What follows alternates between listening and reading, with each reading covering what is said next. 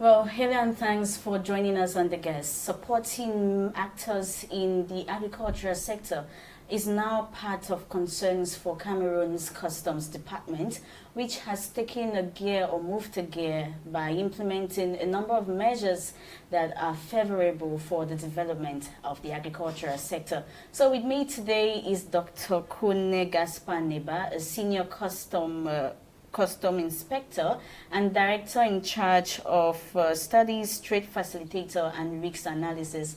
Hello, Doc, and welcome to the program. Thank you. My pleasure indeed. Now, tell us, what are some of these measures that have been implemented to support the agricultural sector and your reference text in the 2021 Finance Law? Well, I should say that generally, government has taken a policy option of import substitution, which means that government wants to develop local production so that we are able to produce most of the goods that we used to import. And Customs steps in as part of this policy in supporting the agricultural sector so that the agricultural sector locally can be more vibrant to be able to produce some goods that we are currently importing. So these measures have been around for some time, mostly in the 2012 and the 2017 finance laws, but the 2021 finance law has really come to reinforce these measures in order that the agricultural sector can benefit more from this type of support. Well, let's now talk about the importation of agricultural inputs, most especially agricultural machinery.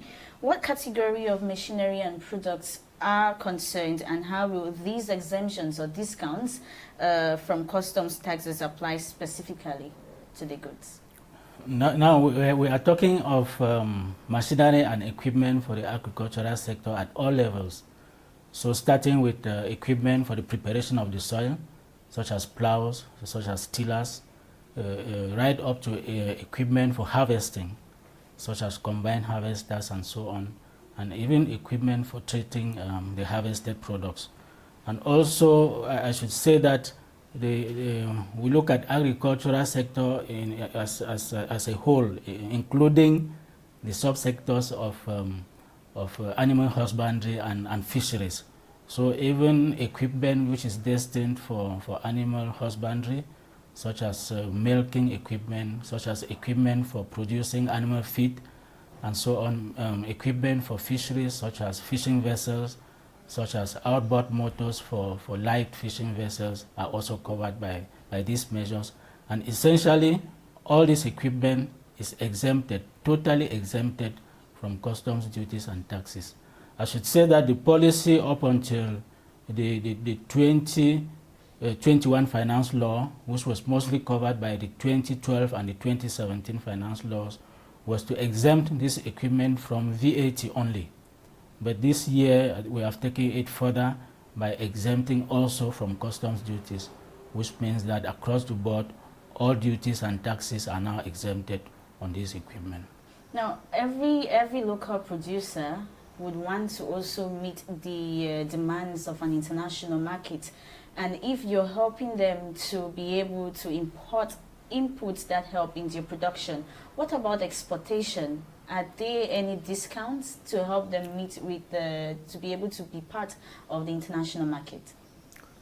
Well, I should say that the policy in terms of export support is also to encourage production for exportation, but with a slight twist that government has decided to support more value chain addition locally, which means that those products which are exported in their raw state, they pay a slightly heavier level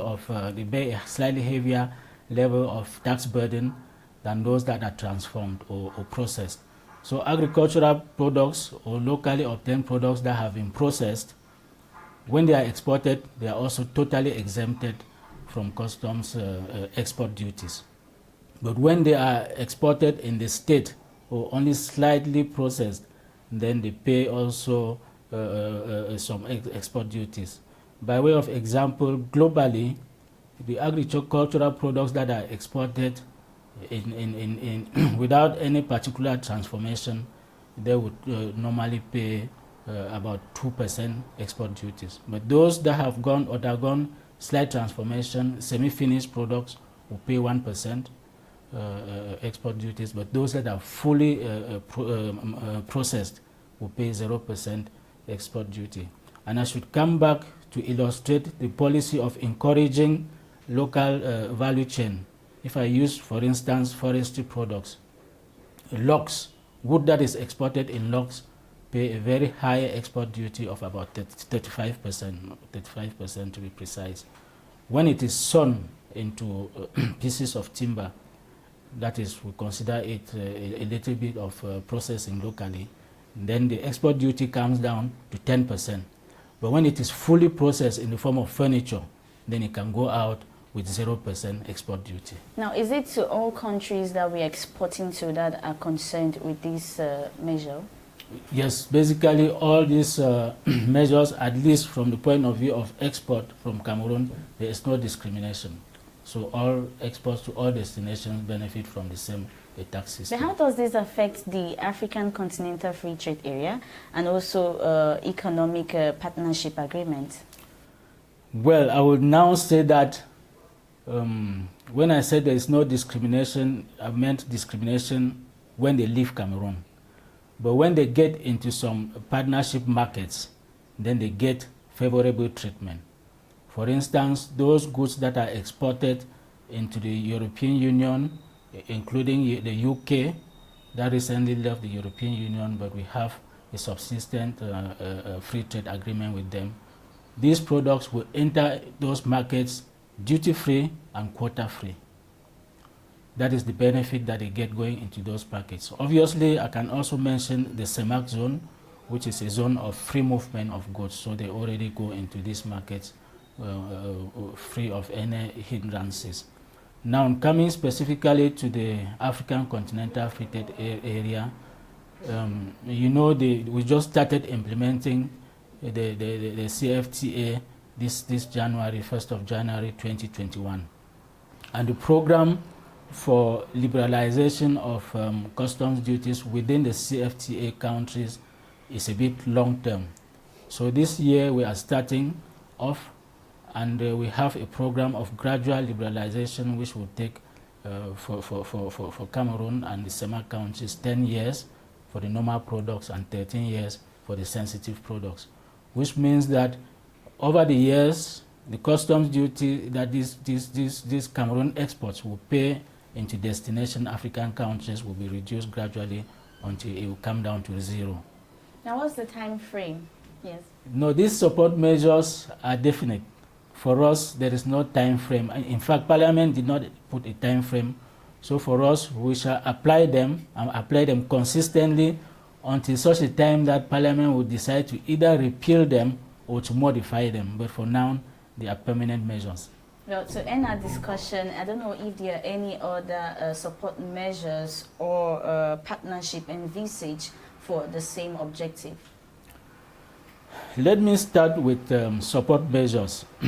I will mention a couple of support measures that are applicable generally, not specific to the agricultural sector, but they are applicable generally, which means that even the agricultural sector can still benefit from them. I'll start with measures to support economic disaster zones, which were provided for in the 2020 finance law. These measures enable companies that want to do new investment in economic disaster zones to benefit from duty-free, tax-free import of capital goods for the first 3 years of the investment. And after that, for 7 years of operations, they will benefit from a reduced custom duty rate of 5% on raw material, spare parts, and so on that they would want to import. Now, there's also the famous law of 2013 to encourage private investment in Cameroon. This law has a similar program to support private investment, whereby companies that are eligible for such support during the first 5 years when they are doing their investment program, when they are installing their equipment. They benefit from duty-free, tax-free import of all the industrial equipment that they are installing. And then thereafter, for 10 years during operations, they benefit from exoneration of VAT and a reduced customs duty rate of 10%. Those are legal incentives. Now, in terms of customs procedures, we have procedures that are provided for in the customs code, which also support local production generally, including in the agricultural sector. One of such is what we call inward processing, which means that a company can import their raw material.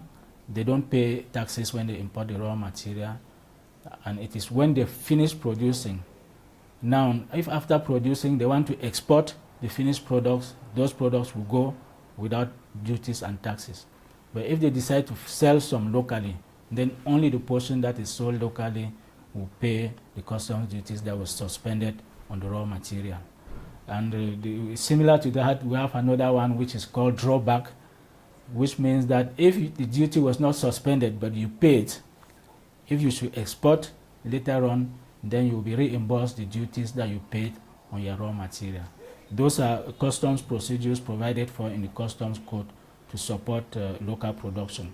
And now, specifically concerning partnerships, we also have a law of 2008 which makes provision for the tax and financial system applicable to partnership agreements. So you are looking at a situation where a private partner gets into contract with the government in a public-private partnership, and this law provides incentives, fiscal and financial incentives for this type of investments. Well, thank you very much, Dr. Kone Gaspaneba, for your insights on today's program. My pleasure indeed. It was a pleasure to talk with you. Well, that does it for our talk this day. You heard it. That was the Senior Inspector of Customs, Director in charge of Studies, Trade Facilitation and Risk Analysis here in Cameroon. And with him, we spoke about the support measures that the Customs Department has taken or included in the 2021 financial law of Cameroon to support the agricultural department. Well, thanks for staying with us. Let's do this another time, God willing.